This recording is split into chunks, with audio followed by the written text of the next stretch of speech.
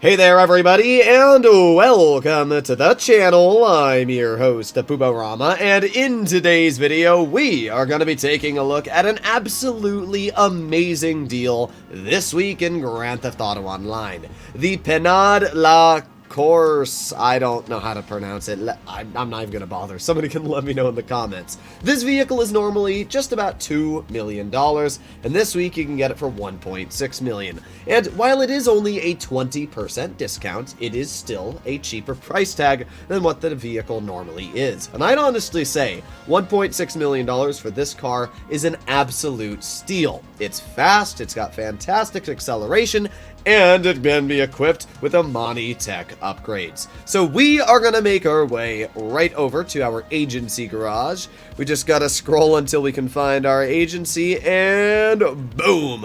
We're going to go upgrade our Penade la Course, showcase its overall customization, why it's such a good buy, and we'll finish it off, as usual, with the lap times.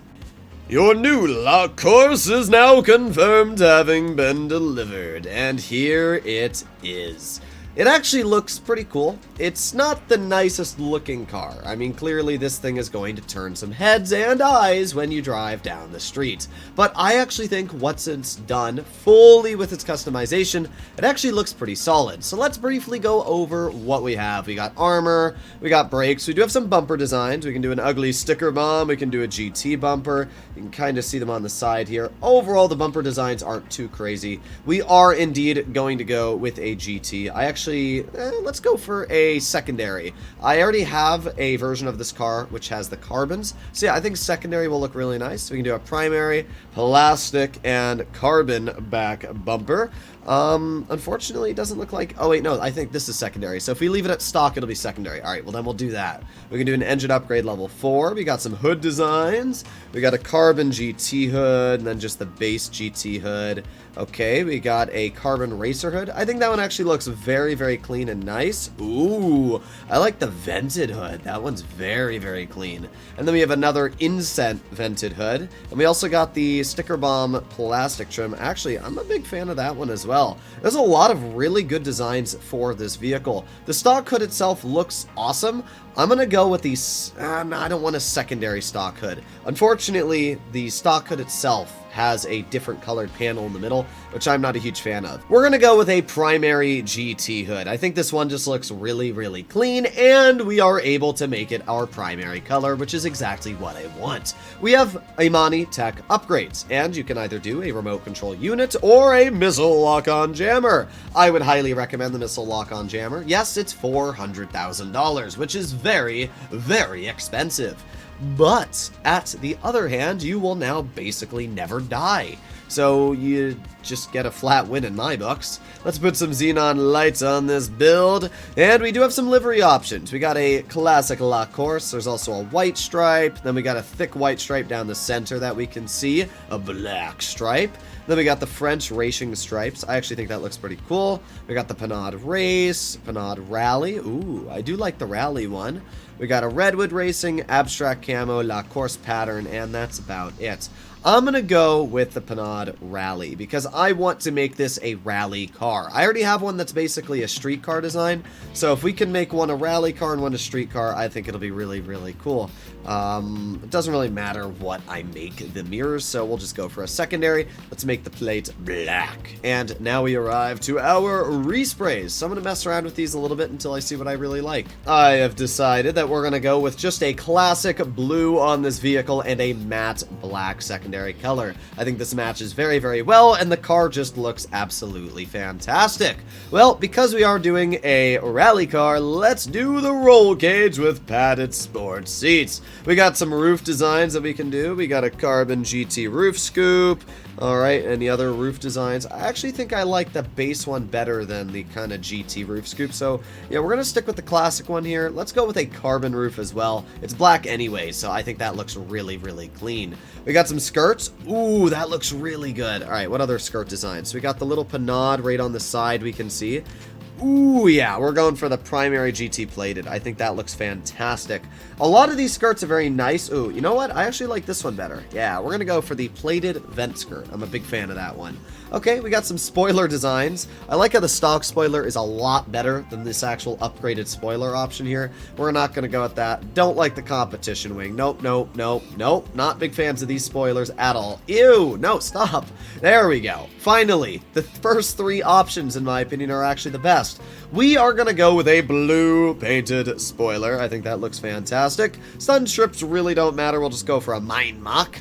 Lower, actually no, we don't want to lower the suspension because I'm going to make this a rally car. Alright, well we can change the trunk a bit. We got some louvers on the back that we can do. Okay. I'm probably just going to go with the louvers for now, but let's see what else we can put on this vehicle. Yeah, okay, we're just going to stick with that. And wheel type, we are obviously going to do off-road. We're going to do Raider. That's just my favorite type of off-road rims. We'll do custom tires, bulletproof tires, and tint those windows. Just like that, we have completely finished upgrading this car. I think it looks absolutely fantastic, personally. It's an incredibly clean build, and yeah, I'm a big fan of it. Let's see what it actually looks like in the daylight. Funny enough, both of my custom vehicles have the exact same livery. I guess I just really liked it the first time I ended up customizing the vehicle, and I liked it enough to do it the second time. But I do like the fact that we've done different colors here. I think the red looks absolutely fantastic on this car. Stands out really, really well. I'm a big fan of that. But I'm also just a huge fan of this blue, especially with that carbon roof and the overall front design of this vehicle, especially because this matte actually has a bit of a hint of blue inside of it.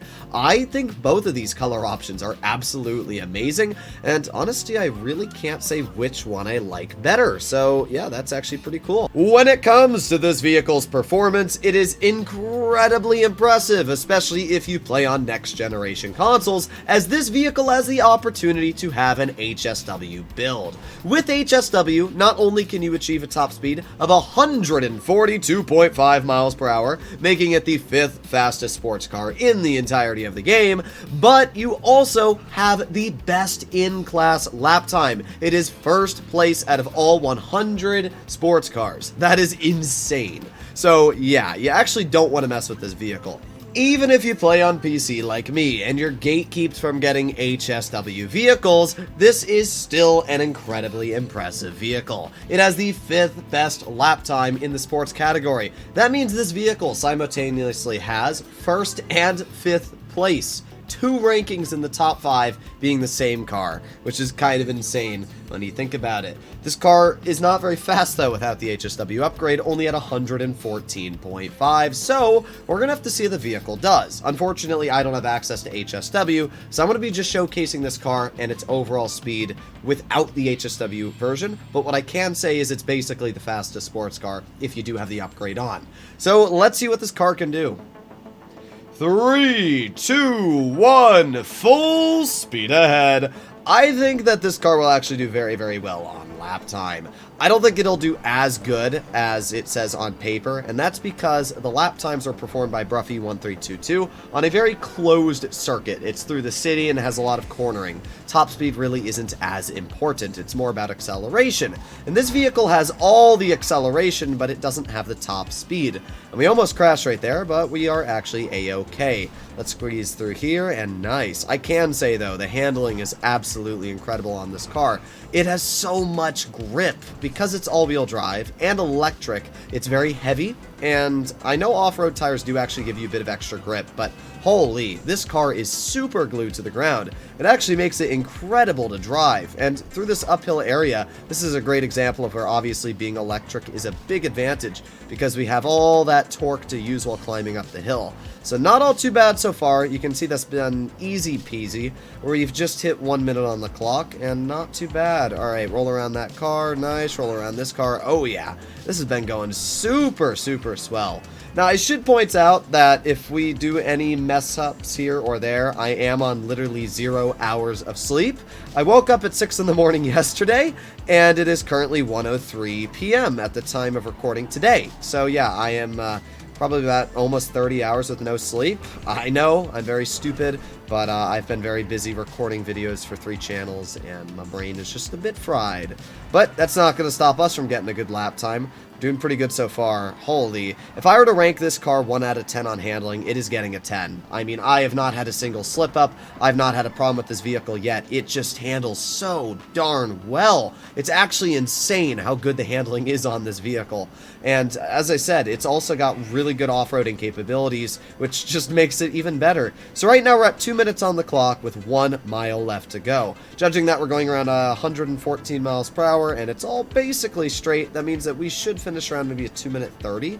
That's nothing incredible, but that is still pretty decent for a vehicle that only reaches about 114 miles per hour. So full speed ahead. Come on, let's see what we can do. Roll around this corner here. Nice. Slow down a teeny bit. Yep, keep going, and done. 2 minutes and 26 seconds. You know what? That's actually pretty good, if I'm going to be completely honest. I mean, it's right up there with some of the top-of-the-line sports cars when it comes to lap time, and you can very easily see why. I mean, the car's handling and acceleration are just amazing. Like, look at this car's acceleration. Let's stop really quick and just go 0 to, 114. 50, 60, 70, 80, 90. I mean, the car just accelerates so fast. That's the great thing about driving an electric vehicle. You would never get up to a speed of 100 plus this fast in any normal gas-powered vehicle, but that's why I really like this car. Either way, it's a fantastic deal. I would highly recommend for anybody that was either thinking about getting this vehicle or hasn't purchased it but owns an agency to get your hands on it. It's fast, it's incredibly fun to drive, it's got really good grip off-road as well. You can see that right here. I mean, the car is born to be a rally vehicle, especially because how low its wheelbase is but wide the car is. It means that you're never going to really have a problem with ground clearance, plus you're never going to have a problem about rolling your car because of the fact it's super wide. So overall, just an amazing vehicle. Hopefully you enjoyed the video. I'll see you all in the next one. Bye-bye.